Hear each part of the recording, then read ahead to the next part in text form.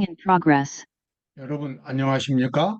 오늘은 하나님의 이름으로 범하는 죄, 이런 제목으로 하나님의 말씀을 보겠습니다. 제목이 매우 이상하고 모순됩니다. 하나님의 이름, 거룩한 하나님의 이름으로 어떻게 인간이 죄를 지을 수 있는가? 이건 사실 불가능한 일입니다. 그러나 수많은 그리스도인들이 이러한 거룩한 하나님의 이름으로 죄를 범하는 경우가 많다는 것을 우리가 알아야 합니다. 그리고 우리 모두가 이러한 죄를 범하지 않도록 매우 조심해야 합니다. 신앙생활을 오래 하면 할수록 이러한 죄에 빠지는 경우가 많이 있습니다. 오늘 그 내용들을 함께 살펴보도록 하겠습니다. 엘리사의 사환 게하시가 스스로 이르되 여호와의 사심을 가리켜 맹세하노니 내가 저를 쫓아가서 무엇이든지 그에게서 취하리라 하고, 지난 이 설교 시간에 저는 엘리사에 대한 말씀을 보았습니다. 엘리사가 이 게하시라고 하는 사람을 또 그의 종으로 그의 이제 후계자로 삼고 훈련을 시키는 과정에서 여기 역사적인 사건이 일어나게 됩니다. 북방에 있던 그 시리아 왕국의 군대 장관, 사령관이었던 나만이란 사람이 문둥병이 들었는데 남쪽에 있는 남쪽에 있는 이스라엘 국가의 선지자인 엘리사에게 와가지고 특별히 치료를 받는 과정이 있었습니다. 시리아 왕이 이스라엘 왕에게 추천서를 썼고 또 그 이스라엘 왕은 자기가 어떻게 할 줄을 몰라 할 때에 엘리사가 왕에게 기별을 보내서 나만 장군을 자기에게 보내라고 이렇게 또 청원을 했고, 그래서 그 나병 환자인 나만 장군이 엘리사에게 왔습니다. 그때 엘리사가 이 나만 장군에게 요단강에 가서 몸을 7번 씻으면 병이 깨끗해질 것이라고 그렇게 이제 지시를 했고, 그래서 나만 장군이 요단강에 가서 7번 그 몸을 강물에 담그고 일어나고 하는 그러한 일을 반복하자 정말 기적이 일어났습니다. 나병이 그의 피부만 깨끗해진 것이 아니라 그의 나병의 근원이 그의 몸속 깊은 곳에서부터 완전히 치료가 되었고 그는 매우 건강한 사람이 되었습니다. 그래서 그는 너무나 감격해서 다시 엘리사한테 가가지고 내가 정말 보답을 하고 싶다고 무엇이든지 말씀해 주시라고 내가 있는 것 정말 다 드리겠다고 그렇게 말하자 엘리사는 아주 간단하게 대답했습니다. 어느 한 것 받지 않습니다. 그냥 그대로 가십시오. 그냥 아무것도 받지 않는다고 그냥 그대로 가시라고. 그래서 아무리 강권해도 선물을 받지 않자 나만 장군은 그냥 그처럼 놀라운 기적을 경험했음에도 불구하고 아무런 보답도 하지 못한 채 그는 고국으로 가고 있었습니다. 근데 그 옆에서 그의 사환 게하시가 그 광경을 보았습니다. 그는 마음속에 불만이 생겼습니다. 저렇게 놀랍게 병을 치료해 주면 조금 선물을 받아도 아무런 문제가 없을 것 같은데 왜 굳이 안 받으시는가? 그래서 이제 나만 장군이 출발한 뒤에 자기 주인 스승 엘리사 모르게 게하시가 가만히 집을 나와서 나만 장군 뒤를 쫓아갔습니다. 쫓아가가지고 거짓말을 한 것입니다. 우리 스승께서 갑자기 손님이 와가지고 손님 대접할 물건이 필요하기 때문에 옷 몇 벌하고 뭐하고 뭐 이것저것 다 가져오라고 부탁을 하셨습니다. 그래서 나만 장군이 그나마 이제 기뻐가지고 그 선물을 이렇게 주고, 그래서 게하시가 그 선물을 받아가지고 집에 와서 주인 모르게 엘리사 모르게 살짝 숨겨놓고 주인한테 나갔습니다. 그때 엘리사가 게하시에게 묻습니다. 너 어디 갔다 왔느냐? 나 아무 데도 안 갔습니다. 그러자 엘리사가 말합니다. 네가 나만 장군을 찾아가서 물건을 받을 때에 내 마음이 뜨겁지 아니하더냐. 그러면서 엘리사가 저주를 합니다. 나만 장군에게 있었던 그 문둥병이 너에게 너에게 발생하리라. 그러자 온 몸이 하얗게 나병 환자로 피어나 버렸습니다. 자, 여기서 문제가 무엇입니까? 엘리사의 사환 게하시가 스스로 이르되 여호와의 사심을 가리켜 맹세하노니 내가 저를 쫓아가서 무엇이든지 그에게서 취하리라. 여기 지금 여호와의 사심을 가리켜 맹세한다 그 말은 그의 신앙의 양심에 부끄러움이 없다는 것입니다.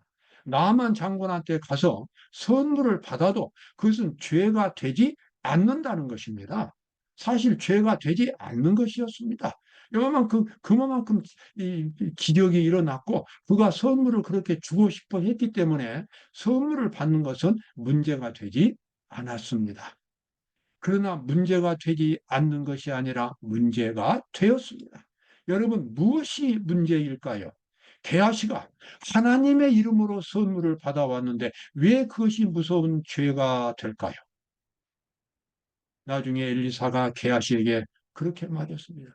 지금이 어찌 은금을 탐할 때냐? 여러분, 하나님의 이 구원의 섭리는 십자가의 사랑입니다. 그리고 그것은 무료로 주는 그저 아무런 조건 없이 베풀어주는 하나님의 놀라운 선물입니다. 십자가의 구속은 인간의 돈으로 살 수가 없습니다. 하나님이 세상을 이처럼 사랑하사 독생자를 주셨으니 이는 저를 믿는 자마다 멸망치 않고 영생을 얻게 하려 하심이니라.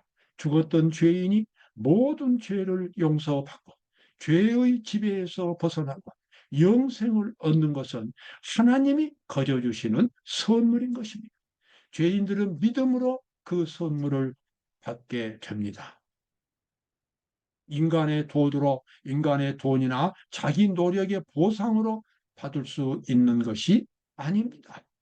그러므로 하나님을 믿고 구원받은 사람들은 자기도 다른 사람들에게 그런 십자가의 사랑을 베풀고 구원을 해주고 존경하는 그 같은 사랑의 삶을 살게 됩니다. 예수님께서는 산상보훈에서 하나님의 율법을 설명하시면서 누구든지 너희에게 겉옷을 속옷을 빼앗고자 하는 자에게 겉옷까지도 내주고 그리고 억지로 오리를 가게 하거든 심리를 동행하고 돈을 빌려주었는데 받지 못하면 그냥 그대로 그것을 포기하고 정말 우리로서는 감당하기 어려운 그와 같은 놀라운 윤리를 가르쳐 주셨습니다. 그것이 바로 천국의 윤리라고 하는 것입니다. 하나님의 율법을 순종한다는 것은 그러한 천국의 윤리의 정신으로 살아가는 것을 의미합니다. 만약에 거기에 인간적인 계산이나 어떤 수입이나 지출에 어떤 손익 계산이 들어간다면 이미 그것은 하나님의 율법을 순종하는 것이 아니고 복음도 되지 않는 것입니다. 문제는 바로 거기에 있었습니다. 엘리사가 나만 장군의 그 선물을 받지 않는 것은 하나님의 구원이 모든 사람에게 주어지는 하늘의 은혜라는 것을 가르치기 위해서 그렇게 한 것입니다. 그런데도 게하시는 그것을 무너뜨렸습니다. 여러분, 우리도 같은 죄를 범할 수 있지 않습니까? 나만의 문둥병이 내게 들어 내 자손에게 미쳐 영원토록 이르리라. 게하시가 그 앞에서 물러나오매 문둥병이 발하여 눈같이 되었더라. 비극적인 일입니다. 사탄은 많은 사람들로 하여금 하나님께서 그들의 일상생활의 사소한 일에 나타나는 불성실을 간과해 버리실 거라고 믿게끔 합니다. 여러분, 우리가 하나님의 백성이 된다면 우리는 크든 죄든 작은 죄든 죄를 극도로 조심하고 미워해야 합니다. 죄를 극도로 싫어해야 합니다. 어떠한 양심의 가책도 마음속에 없어야 하고 하나님의 뜻에 어긋나는 것은 그 어떠한 것도 마음속에 있어서는 안 됩니다. 마음의 동기에 있어서는 안 됩니다. 이기심의 흔적이, 이기심의 냄새도 우리의 그리스도인의 인격 속에는 있어서는 안 되는 것입니다. 이러한 일을 등한히 할 때에 비록 하나님을 믿고 하나님을 섬기는 일에 종사했다 할지라도 하나님께서는 그 사람을 하나님의 종으로 인정하지 않으시는 겁니다. 주여 주여 우리에게 열어주소서. 대답하여 가로되 진실로 너희에게 이르노니 내가 너희를 알지 못하노라 하였느니라. 마태복음 25장에 나와 있는 미련한 다섯 처녀들에 대한 모습입니다. 암중쯤 되어 신랑이 왔을 때에 영리한 현명한 처녀들은 등잔과 함께 기름 그릇을 가지고 갔기 때문에 밤중이 되어도 불을 환하게 켤 수 있었습니다. 그러나 다른 무책임한 그저 준비를 허술하게 한 미련한 다섯 처녀들은 등잔만 달랑 갖고 갔습니다. 밤중이 되어서 이게 기름이 떨어져서 등불이 꺼져갈 때 그때 신랑이 왔고, 꺼져가는 등불을 들고 신랑을 맞이한다는 것이 너무나 부끄러웠기 때문에 그들은 달려가서 기름집에 가서 기름을 사가지고 왔지만 신랑이 문을 열어주지 않았습니다. 바로 예수님의 이야기의 초점은 바로 거기에 있습니다. 거기서 환하게 타고 있는 등불은 우리 성도들 얼굴에 나타나고 있는 그 마음속에서부터 타고 있는 그리스도의 모습입니다. 그리스도의 형상입니다. 그리스도의 정신, 그리스도의 의입니다.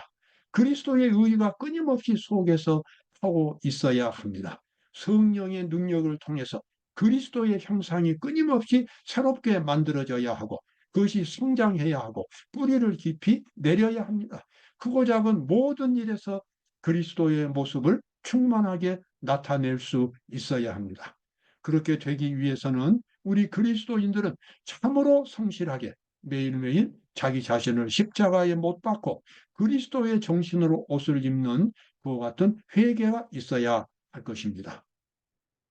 이 미련한 다섯 처녀들은 문제가 뭐였습니까? 그들은 반석 되시는 예수님 위에 떨어져 저희의 성질을 깨뜨리려 하지 않았다.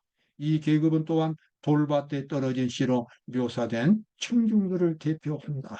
하나님 앞에서 가장 위험한 신앙은 깊이가 없는 신앙입니다. 겉으로는 하나님을 믿지만 그 사람의 품성이 변화되지 않는 것입니다. 그 사람의 인격이 그리스도의 형상으로 바꿔지지 않는 채 여전히 죄인의 상태에서 여전히 자기가 자기 생활을 주관하면서 겉으로는 하나님을 믿는 바로 그것이 율법주의 신앙, 형식주의 신앙이 가장 위험한 함정입니다. 미련한 처녀로 대표된 계급은 단지 피상적이고 표면적인 행위만으로 만족하는 자들이다. 그들은 하나님의 품성을 연구하지도 않고 하나님과 교제하지도 않았습니다.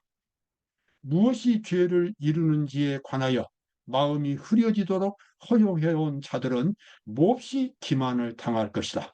그들이 결정적인 변화를 이루지 않으면 하나님께서 사람들에게 심판을 선고하실 때에 부족함이 발견될 것이다.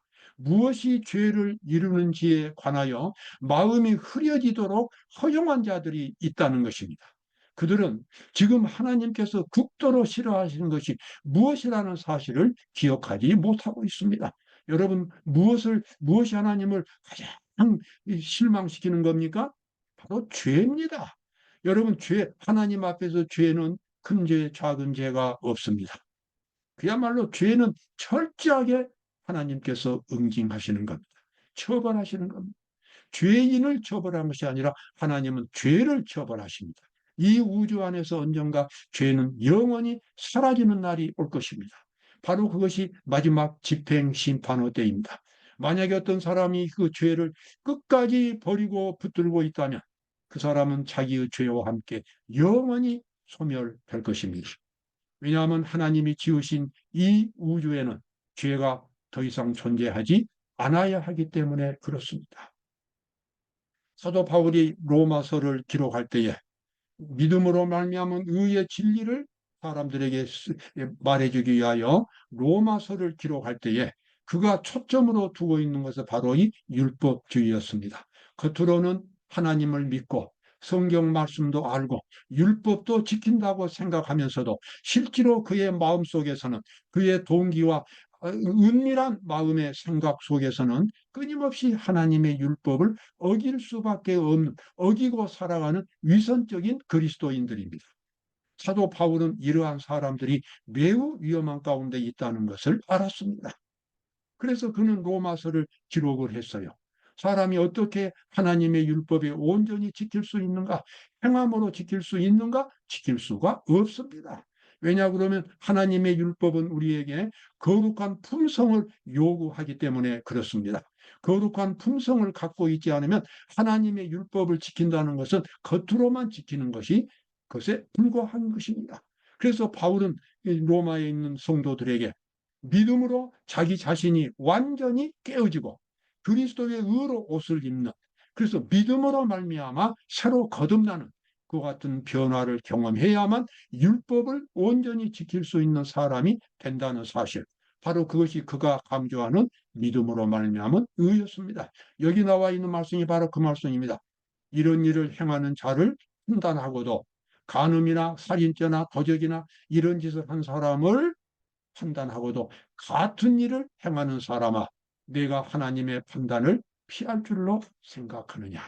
여러분, 겉에 나타난 행동으로 하나님의 율법을 지킨다고 해서 그것이 진정으로 지키는 것은 아닙니다. 율법을 올바로 지키기 위해서는 믿음으로 그리스도의 의를 경험해야 합니다. 그리스도의 의는 그리스도의 정신과 그리스도의 품성입니다. 그리스도의 품성, 그리스도의 인격을 옷을 입어야 합니다.